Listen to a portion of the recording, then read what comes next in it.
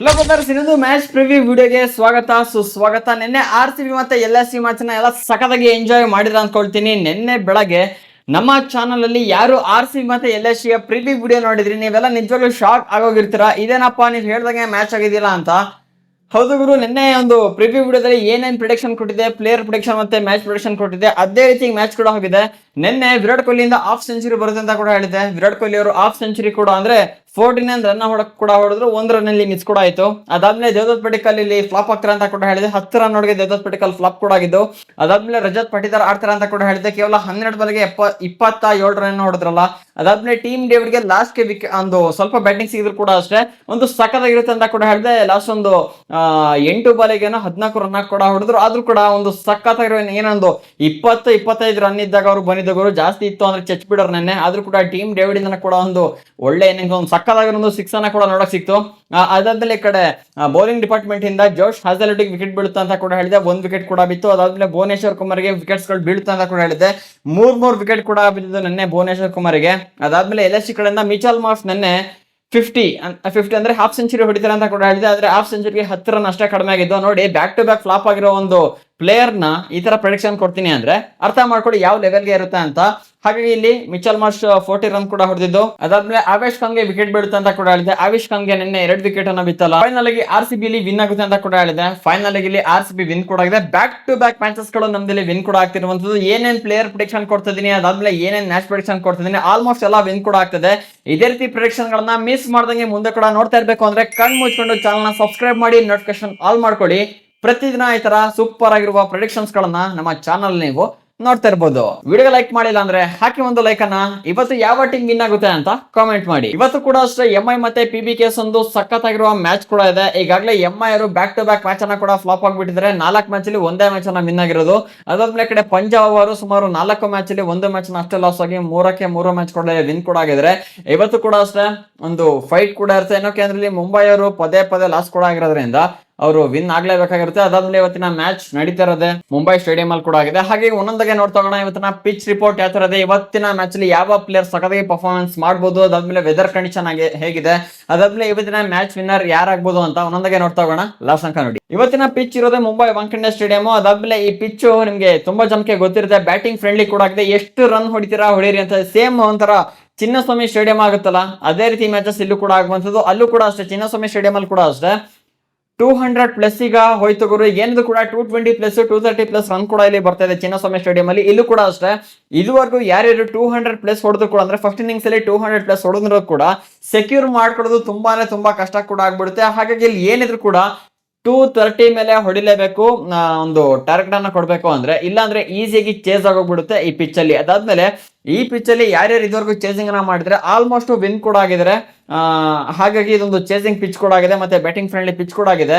ಇಲ್ಲಿ ಪೇಸರ್ಸ್ ಗೆ ಜಾಸ್ತಿ ವಿಕೆಟ್ ಬೀಳೋ ಸಾಧ್ಯತೆ ಜಾಸ್ತಿ ಇರುತ್ತೆ. ಮತ್ತೆ ನಾವು ವೆದರ್ ಕಂಡೀಷನ್ ಕಡೆ ಬಂದ್ವಿ ಅಂದ್ರೆ ಯಾವ್ದೇ ರೀತಿಯ ಮಳೆ ಆಗುವ ಮುನ್ಸೂಚನೆ ಎಲ್ಲ ಮ್ಯಾಚ್ ನಡೆಯುತ್ತೆ. ಮುಂಬೈ ಟೀಮ್ ಕಡೆ ಬಂದ್ವಿ ಅಂದ್ರೆ ಇವತ್ತಿನ ಮ್ಯಾಚ್ ಅಲ್ಲಿ ರೋಹಿತ್ ಶರ್ಮಾ ಆಡೋದು ಆಲ್ಮೋಸ್ಟ್ ಡೌಟ್ ಅಂತ ಕೂಡ ಒಂದು ಕೆಲವೊಂದು ರಿಪೋರ್ಟ್ ಗಳು ಕೂಡ ಇರುವಂತದ್ದು. ಏನಕ್ಕೆ ಅಂದ್ರೆ ಲಾಸ್ಟ್ RCB ಮತ್ತೆ MI ಮ್ಯಾಚ್ ಆದಾಗ ಅವಾಗ ರೋಹಿತ್ ಶರ್ಮಾ ಏನೋ ಇಂಜುರಿ ಆದ್ರು ಅಂತ ನ್ಯೂಸ್ ಗಳು ಕೂಡ ಬರ್ತಿದೆ. ಹಾಗಾಗಿ ಅವರ ಜಾಗಕ್ಕೆ ಇವತ್ತು ಕ್ವಿಂಟನ್ ಡಿಕಾಕ್ ಬರುವ ಸಾಧ್ಯತೆ ಜಾಸ್ತಿ ಕೂಡ ಇರುತ್ತೆ. ಹಾಗಾಗಿ ಇದೆಲ್ಲ ಒಂದ್ ಕಡೆ MI ಟೀಮಿಗೆ ಹೊಡೆತ ಕೂಡ ಬೀಳ್ಬೋದು. ಆದ್ರೆ ಅದನ್ನ ಕ್ವಿಂಟನ್ ಡಿಕಾಕ್ ಕವರ್ ಮಾಡ್ತಿರೋ ಅನ್ನೋ ಕಾನ್ಫಿಡೆನ್ಸ್ ನನಗೆ ಬರ್ತದೆ. ಅದು ಪ್ಲೇಯರ್ ಪ್ರೊಡಕ್ಷನ್ ಮುಂದೆ ಮಾತಾಡ್ತೀನಿ.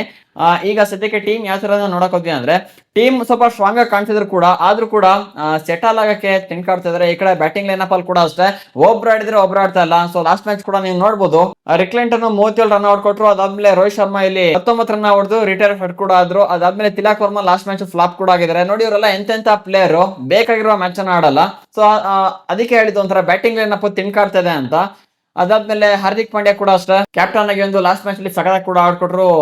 ಅಣ್ಣ ತಮ್ಮಂದು ಒಂಥರ ಕ್ಲಾಶ್ ಅಂತ ಕೂಡ ಆಡ್ಬೋದು. ಲಾಸ್ಟ್ RCB ಅಗೇನ್ಸ್ಟ್ 22 ಬಾಲಿಗೆ 40 ರನ್ ಕೂಡ ಹೊಡೆದ್ರು. ಅದಾದ್ಮೇಲೆ ಬೌಲಿಂಗ್ ಡಿಪಾರ್ಟ್ಮೆಂಟ್ ನೋಡಿ, ಈ ಕಡೆ ಜಸ್ಪ್ರೀತ್ ಬುಮ್ರಾ ತುಂಬಾ ಒಂದು ಸ್ಟ್ರಗಲ್ ನ ಕೂಡ ಮಾಡ್ತಾರೆ. ಲಾಸ್ಟ್ 4 ಮ್ಯಾಚಸ್ ಇಂದ ಜಸ್ಪ್ರೀತ್ ಬುಮ್ರಾಗೆ ವಿಕೆಟ್ ಬಿದ್ದಿಲ್ಲ. ಎಂತ ನೇಮ್ ಇದೆ, ವರ್ಲ್ಡ್ ಟಾಪ್ ಕ್ಲಾಸ್ ಬೌಲರ್ ಅಂತ ನೇಮ್ ಕೊಡೋದು, ಅದರಲ್ಲಿ ಜಸ್ಪ್ರೀತ್ ಬುಮ್ರಾಗೆ ವಿಕೆಟ್ ಕೂಡ ಬೀಳ್ತಾ ಇಲ್ಲ. ಅದಾದ್ಮೇಲೆ ಟ್ರೆಂಟ್ ಬೋಲ್ಟ್, ಹಾರ್ದಿಕ್ ಪಾಂಡ್ಯ ಇದಾರೆ, ಅದಾದ್ಮೇಲೆ ಶಾರ್ದುಲ್ ಠಾಕೂರ್ ಕೂಡ ಇದಾರೆ. ಆದ್ರೆ ಏನಕ್ಕೆ ಇವ್ರು ಈ ತರ ಆಡ್ತಿದಾರೆ ಅಂತ ನಂಗಂತೂ ಗೊತ್ತಾಗ್ತಿಲ್ಲ. ಇವತ್ತೇನಾದ್ರು ಕಮ್ ಬ್ಯಾಕ್ ಮಾಡ್ತಾರ ಅಂತ ನೋಡ್ಬೇಕು. ಇನ್ನ ಈ ಕಡೆ PBKS ಕಡೆ ಬಂದ್ವಿ ಅಂದ್ರೆ ಮಾತಾಡಂಗೆ ಎಲ್ಲ ಗುರು. ಓಪನರ್ಸ್ ಗಳಲ್ಲಿ ಬೈ ಮುಚ್ಚಿಸ್ಬಿಡ್ತಾರೆ ಪ್ರಿಯೇಶ್ ಆರ್ಯ ಮತ್ತೆ ಪ್ರಭು ಸಿಮ್ರನ್.